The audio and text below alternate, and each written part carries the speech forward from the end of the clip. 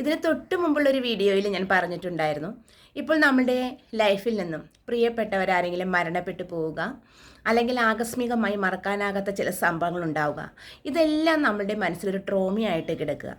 അതും വെച്ചുകൊണ്ട് വർഷങ്ങളോളം ജീവിച്ച് മുന്നോട്ട് പോകുന്ന മനുഷ്യരുണ്ട്. പക്ഷേ ഇതിൽ നിന്ന് എങ്ങനെ റിലീവ് ആകും? ഇതിൽ നിന്ന് റിലീവ് ആകണമെങ്കിൽ അവരുടെ ജീവിതത്തിൽ ആകസ്മികമായിട്ട് പുതിയൊരു സംഭവം ഉണ്ടായേ പറ്റൂ. എന്നാൽ മാത്രമാണ് അവർക്ക് പഴയതിനെ മറക്കാൻ കഴിയുന്നത്.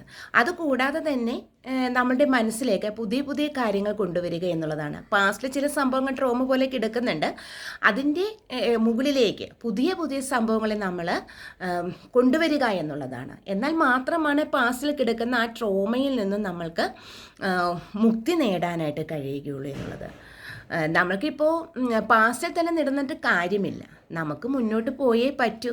അപ്പോൾ എത്ര ദുഃഖകരമായ സംഭവം ഒരു ട്രോമ പോലെ കിടക്കുന്നുണ്ടെങ്കിൽ അതിലേക്ക് പുതിയ പുതിയ കാര്യങ്ങൾ കൊണ്ടുവരിക. അല്ലെങ്കിൽ ആകസ്മികമായി നമ്മുടെ ലൈഫിൽ എന്തെങ്കിലും ഒരു ഇൻസിഡൻറ്റ് ഉണ്ടാവുക, നല്ലൊരു ഇൻസിഡൻറ്റ്, അപ്പോൾ പഴയ ആ ദുഃഖകരമായ സംഭവത്തിൽ നിന്നും ഏറെക്കുറെ നമുക്ക് മോചിതരാകാനായിട്ട് കഴിയുമെന്നുള്ളതാണ്.